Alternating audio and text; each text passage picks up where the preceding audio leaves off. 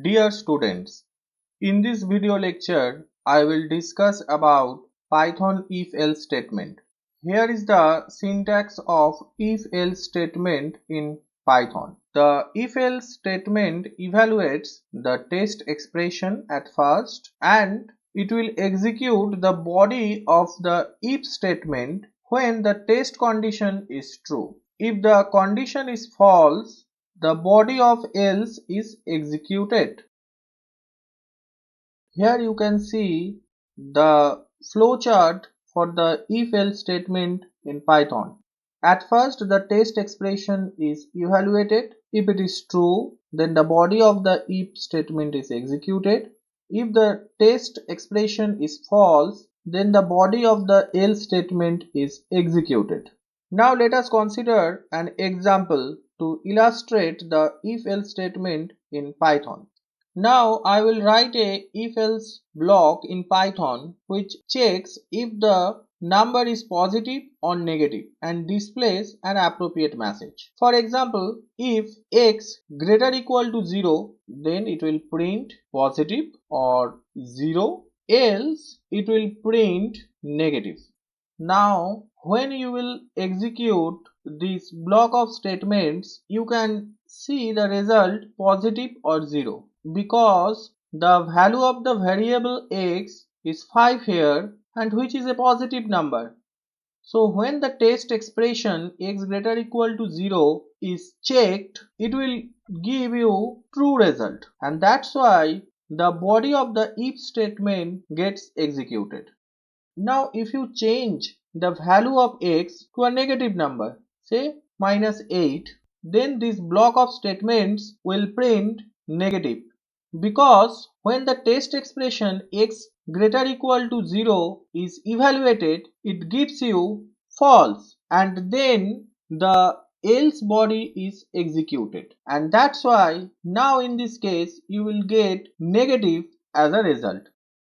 Now let us consider another example of Python's if-else statement. In this example, we will determine whether a given number is even or odd. Consider a variable num and the value assigned to it, say 10. Now I will write the if-else statement block. If the variable num is evenly divisible by 2, that means when num modulo division 2 is equal to 0, then the given number is even, so I will print even. Else, that means when the number is not evenly divisible by 2, I will print odd. Now if I execute this if-else statements block, I will get even as the result because the value of the num variable is 10, which we know is an even number. So the test expression or the condition of the if statement becomes true and the corresponding print statement is executed. Now I will discuss about Python if-elif-else statement. Here you can see the basic expression for the Python if-elif-else statement. Here you can see the test expression. At first, this test expression is evaluated. If it is true, then the body of this if statement is evaluated or executed. If it is false, then another test expression is evaluated. If it is true, then the body of this else if statement will be executed. If it is also false, then the body of the else statement is executed. In the same way, you can add more than one else if conditions. Note that elif is the short form of else if.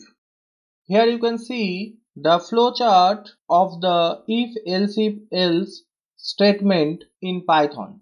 At first, this test expression is evaluated. If it is true, then the body under this if statement is executed. If this is false, then the second test expression under else if condition is evaluated. If it is true, then the corresponding body of the else if statement is executed. Otherwise, the body of the else is executed. Now let us consider an example to understand about Python's if-elif-else statement. Now again consider a variable and the value assigned to it, say 5. Now I have written a block of if, else if and else statement in Python. At first it checks whether the value of x is greater than 0 or not. If it is true, then it prints positive number. Otherwise it checks the condition if it is equal to 0 or not. If it is 0, then it prints 0. Otherwise it prints negative number. So here for our example, x is 5, which is a positive number greater than 0. So as you can see, x greater than 0, this expression is evaluated to true and the corresponding print statement positive number is printed. Now let us consider another example of Python's if-elif-else statements. In this example, we will determine whether a given year is leap year or not. Consider the example here. Here year is a variable and the value assigned to it is 2010.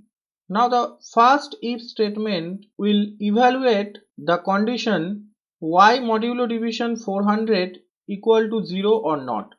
So when the given year is divided by 400 and if the remainder is 0, that means when the condition of this if statement becomes true, then the year is a leap year.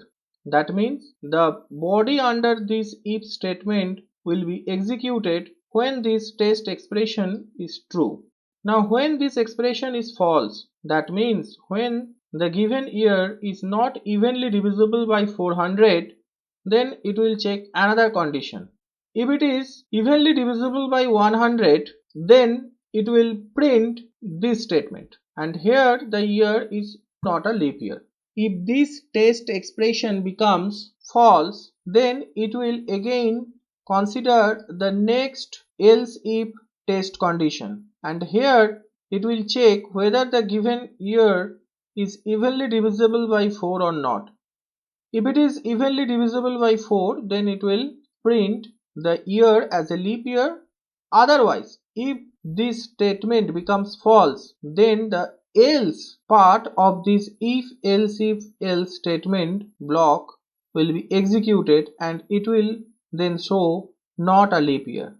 So when we will execute this block of if-elif-else statement, we can see that 2010 is not the leap year.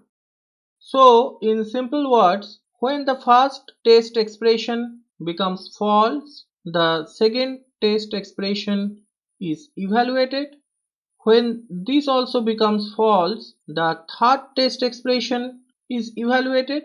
When all the test expressions are false, then the body of the else part will be executed.